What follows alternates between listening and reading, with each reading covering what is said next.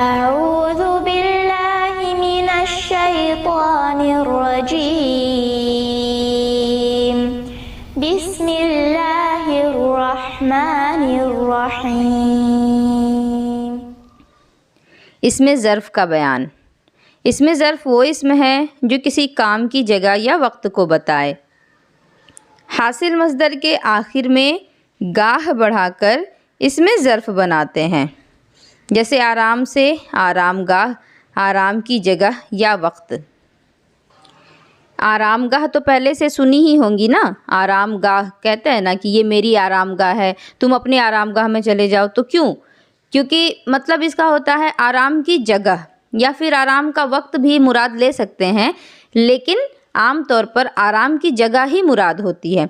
تو یہاں معلوم ہو رہا ہے کہ ظرف جو ہے وہ یا تو وقت کو بتائے گا یا پھر جگہ کو بتائے گا۔ اور ایسا نہیں ہے کہ فارسی میں صرف، عربی میں بھی اس میں ظرف جو ہوگا وہ یا تو زمانے کو بتائے گا یعنی وقت کو، یا پھر مکان کو بتائے گا یعنی جگہ کو بتائے گا۔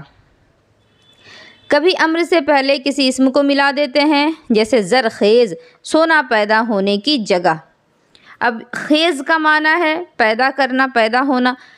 اب اس سے پہلے زر لگا دیا جائے تو کیا ہو جائے گا؟ سونا پیدا ہونے کی جگہ۔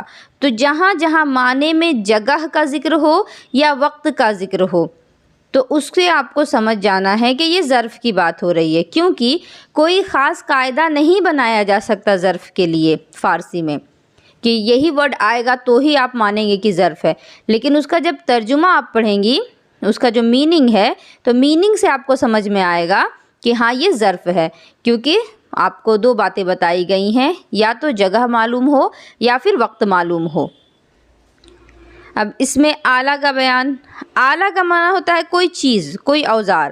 اس میں آلہ وہ اسم ہے جس سے کسی کام کا اوزار سمجھا جائے، یعنی کوئی کام ہے تو کام کو کرنے کے لیے کسی چیز کا اگر استعمال کیا گیا ہے تو اس کو آلہ کہتے ہیں۔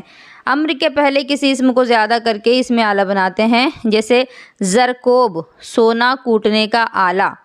زر کے معنی سونا اور کوب کے معنی کوٹنا، تو زرکوب کا معنی ہو گیا سونا کوٹنے کا آلہ، یعنی سامان۔ تو کوئی بھی سامان ہو سکتا ہے، جیسے آپ کہہ سکتی ہیں کپڑا دھونے کا آلہ، تو کپڑا دھونے کا آلہ کیا ہوگا؟ مشین ہو جائے گی، واشنگ مشین ہو جائے گی۔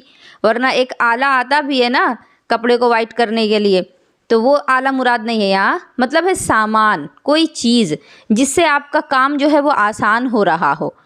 تو آلہ کا معنی کوئی اوزار ہے یا کوئی سامان ہے جس کے ذریعے سے آپ کام لے رہی ہیں۔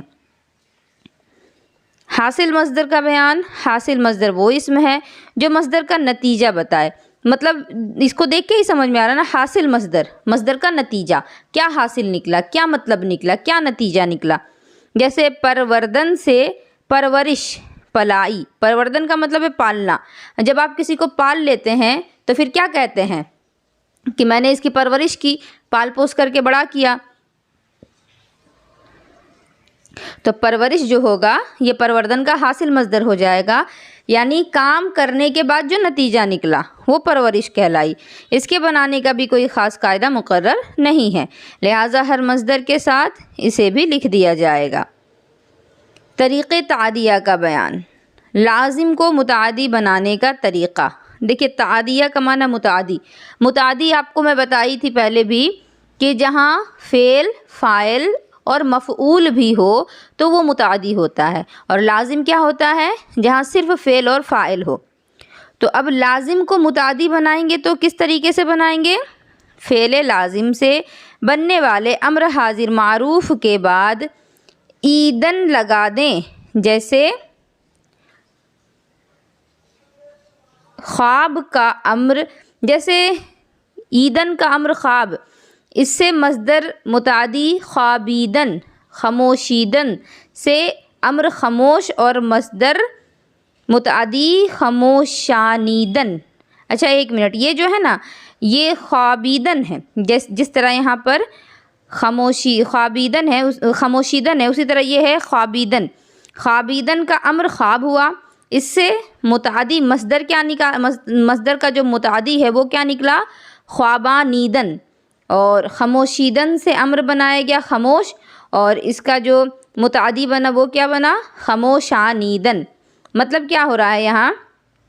پہلے تو خوابیدن مطلب ہے کہ سونا، خموشیدن مطلب ہے کہ خاموش رہنا، تو خوابیدن سے پہلے آپ اس کو امر بنائیں گی، خواب بنائیں، خواب سو جاؤ یا سو۔ اسی طرح خموشیدن سے آپ اس کو پہلے امر بنائیں گی خاموش، یعنی خاموش رہ۔ اب امر بنانے کے بعد اس کے آخر میں کیا لگانا تھا؟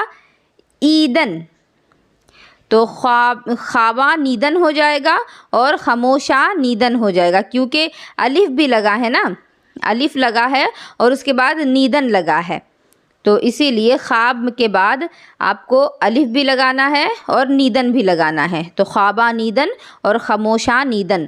تو اس طرح سے جب کوئی چیز آپ کو دیکھنے کو ملے اور جس کا طریقہ سمجھ میں نہیں آ رہا ہو، تھوڑا پیچیدہ لگ رہا ہو دیکھنے میں، تو اس کو ہی دیکھ کے آپ سمجھ سکتی ہیں کہ یہ متعدی بنایا گیا ہے لازم کو۔ تو یہ آپ کا کمپلیٹ ہو گیا ہے تسہیل۔ اب اس کو آپ لوگوں کو دہراتے رہنا ہے تاکہ آپ کے لیے جب آپ کا امتحان ہو تو آپ کو پریشان ہونے کی ضرورت نہ پڑے، اور اللہ رب العزت آپ سبھی کے لیے آسانیاں فراہم کرے۔